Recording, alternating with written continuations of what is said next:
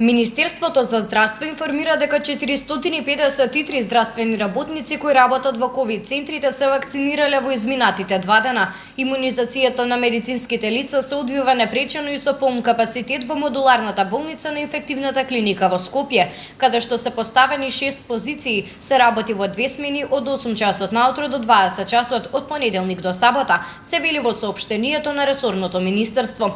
Во теке имунизацијата со вакцината од производителот Pfizer, а кон крајот на месецот во нашата земја се очекува да стигне и вакцината на кинескиот производител Sinopharm, од каде во директни преговори купени се вкупно 200.000 вакцини против коронавирусот. Инаку во изминатите 24 часа во ковид центрите во Скопје се хоспитализирани 35 нови пациенти поради компликации од коронавирусот. Во последното деноноќе на интерните клиники имало 10 приеми.